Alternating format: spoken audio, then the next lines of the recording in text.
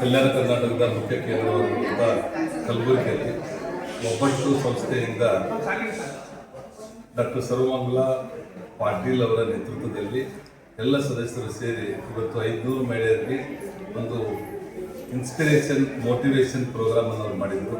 ಅದರಲ್ಲಿ ನನಗೂ ಒಂದು ಭಾಗವಹಿಸಿ ಈ ಮೋಟಿವೇಶನ್ ಮತ್ತು ಮಹಿಳೆಯರ ಬಗ್ಗೆ ಅವರು ಯಾವುದಕ್ಕೂ ಪುರುಷರಿಗಿಂತ ಕಡಿಮೆ ಇಲ್ಲ, ಮಹಿಳೆ ಒಬ್ಬ ತಾಯಿಯಾಗಿ, ಹೆಂಡತಿಯಾಗಿ, ಸಹೋದರಿಯಾಗಿ, ಮಗಳಾಗಿ ಎಲ್ಲ ರಂಗದಲ್ಲಿಯೂ ಸಹಿತ ಅವರು ಸಶಕ್ತರು ಅನ್ನುವಂಥದ್ದನ್ನು ಉದಾಹರಣೆಯಾಗಿ ಮತ್ತು ಈ ದೇಶದ ರಾಷ್ಟ್ರಪತಿಯಾಗಿ ಮತ್ತು ಬೇರೆ ಬೇರೆ ಕೈಗಾರಿಕೆಗಳಲ್ಲಿ ಡಾಕ್ಟರ್ ಸುಧಾಮೂರ್ತಿ ಅಂತ ಮೇಧಾವಿಗಳಿರ್ಬೋದು, ಡಾಕ್ಟರ್ ಕಿರಣ್ ಮುಜುಮ್ದಾರ್ ಶಾ ಇರ್ಬೋದು, ಆಮೇಲೆ ಬೇರೆ ಬೇರೆ ರಂಗದಲ್ಲಿ ಒಂದು ಸೆಕ್ಯೂರಿಟಿದಿಂದ, ಆಟೋ ಚಾಲಕರಿಂದ ಒಂದು ಅಂತರಿಕ್ಷದ ಮಟ್ಟದಲ್ಲಿನೂ ಸಾಧನೆ ಮಾಡಿರುವಂಥ ಮಹಿಳೆಯರು ನಮ್ಮ ಕಲಬುರಗಿ ಮತ್ತು ದೇಶದಲ್ಲಿದ್ದಾರೆ.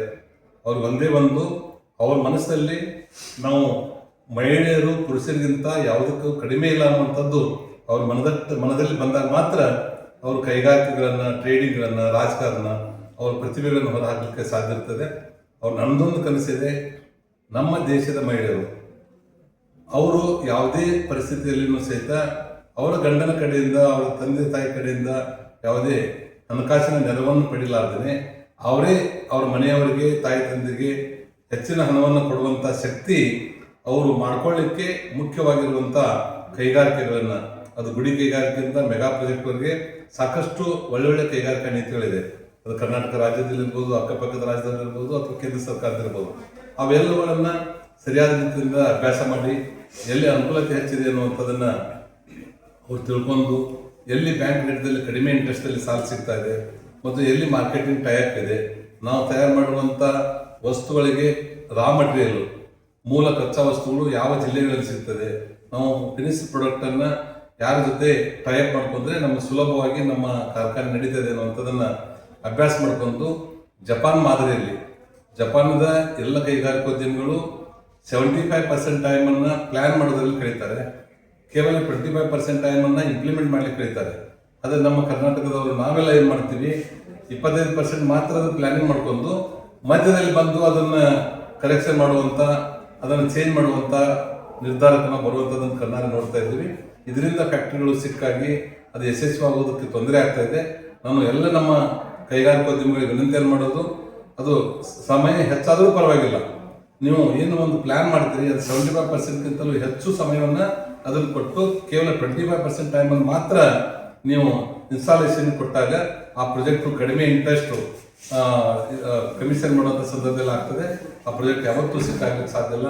ಅದರಲ್ಲಿ ಗಮನ ಇಡಬೇಕು ಅನ್ನುವಂಥ ಒಂದು ವಿನಂತಿ ಸಂದರ್ಭದಲ್ಲಿ ಮಾಡಿ, ಏನೊಂದು ಕಲ್ಯಾಣ ಕರ್ನಾಟಕ ಸ್ವತಂತ್ರ ಸಿಕ್ಕ ಮೇಲೆ ಉಳಿದ ಜಿಲ್ಲೆಗಳನ್ನು ಹೋಲಿಸಿ ನೋಡಿದರೆ ಈ ಕಲ್ಯಾಣ ಕರ್ನಾಟಕ ಎಲ್ಲ ರೀತಿಯಿಂದ ಇಲ್ಲಿ ಮೂಲಭೂತ ಸೌಕರ್ಯಗಳು ಸಿಗ್ತಾ ಇದೆ. ವಿಶಾಲವಾಗಿರುವಂಥ ಭೂಮಿ ಇದೆ, ಕಡಿಮೆ ರೇಟದಲ್ಲಿ ಭೂಮಿ ಸಿಗ್ತಾ ಇದೆ, ಸಾಕಷ್ಟು ದುಡಿಯುವ ಕೈಗಳಿದೆ ಮತ್ತು ಸ್ಕಿಲ್ ಮತ್ತು ಸೆಮಿ ಸ್ಕಿಲ್ಡ್ ಸಾಕಷ್ಟು ಯೂನಿವರ್ಸಿಟಿಗಳಿದೆ, ಸಾಕಷ್ಟು ಇಂಜಿನಿಯರಿಂಗ್ ಮೆಡಿಕಲ್ ಕಾಲೇಜುಗಳಿದೆ. ಇವೆಲ್ಲವನ್ನ ಸದುಪಯೋಗ ಮಾಡಿಕೊಂಡು ಅವ್ರು ಬೇರೆ ಬೇರೆ ಸೆಕ್ಟರ್ಗಳಲ್ಲಿ ಅದನ್ನು ಉಪಯೋಗ ಮಾಡಿ ಈ ಭಾಗದ ನಿರುದ್ಯೋಗ ಯುವಕರಿಗೆ ಮತ್ತು ಇಲ್ಲಿ GDP ಹೆಚ್ಚು ಮಾಡಲಿಕ್ಕೆ ಈ ಭಾಗದ ಜನರು ಇದರಲ್ಲಿ ತಮ್ಮನ್ನು ತಾವು ತೊಡಗಿಸ್ಕೋಬೇಕು.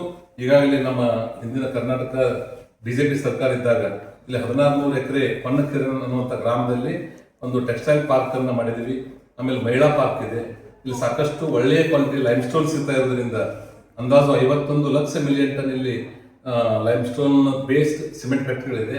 ಅದನ್ನು ನಮ್ಮವರೇ ಕಲಬುರಗಿ ಭಾಗದ, ಕಲ್ಯಾಣ ಕರ್ನಾಟಕದ ಭಾಗದ ಕರ್ನಾಟಕದವರು ಇಲ್ಲಿ ಕಾರ್ಖಾನೆಗಳನ್ನು ಮಾಡಿದರೆ ನಾವು ಹೆಚ್ಚು ಒಳ್ಳೊಳ್ಳೆ ಪೋಸ್ಟ್ಗಳು ಈ ಭಾಗದ ಜನರಿಗೆ ಸಿಗ್ತಾ ಇದೆ. ಅದ್ರ ಸಲುವಾಗಿ ಈ ತೊಗರಿ ಇರ್ಬೋದು, ಬೇರೆ ಬೇರೆ ಮೆಕ್ಕೆಜೋಳ ಬೆಳೆಯುವಂಥದ್ದು ಇರ್ಬೋದು, ಕೇವಲ ನೇರವಾಗಿ ರೈತರು ತಾವು ಬೆಳೆದಿರುವಂಥ ಬೆಳೆಗಳನ್ನು ಮಧ್ಯಾವಳಿಗಳ ಪ್ರಕಾರ ಮಾರಲಾರ್ದೇ ವ್ಯಾಲ್ಯೂ ಎಡಿಷನ್ ಮಾಡಿ ಅದಕ್ಕೊಂದು ಬೇಸ್ ಪಾಯಿಂಟ್ ಮಾಡಿ ಕೊಟ್ಟಾಗ ಮಕ್ಕಳಿಗೆ ಹೆಚ್ಚಿನ ಆದಾಯ ಬರ್ಲಿಕ್ಕೆ ಸಾಧ್ಯ ಇದೆ. ಅವ್ರ ಕುಟುಂಬನೂ ಆರ್ಥಿಕ ಮಟ್ಟದಿಂದ ಮೇಲೆ ಬರ್ಲಿಕ್ಕೆ ಸಾಧ್ಯ ಇದೆ. ಇದರಿಂದ ನಮ್ಮ ದೇಶದ GDP ಹೆಚ್ಚಾಗಲಿಕ್ಕೆ ಸಾಧ್ಯ ಇದೆ. ಆ ನಿಟ್ಟಿನಲ್ಲಿ ಪ್ರಯತ್ನ ಮಾಡಬೇಕು ಮತ್ತು ಹೊಸ ಕೈಗಾರಿಕಾ ನಿಯಮಗಳನ್ನು, ನ್ಯೂ ಇಂಡಸ್ಟ್ರಿಯಲ್ ಪಾಲಿಸಿಗಳನ್ನು ಓದಬೇಕಂತ ಮತ್ತೊಮ್ಮೆ ವಿನಂತಿ ಮಾಡಿ ಎಲ್ಲರಿಗೂ ನಮಸ್ಕಾರ.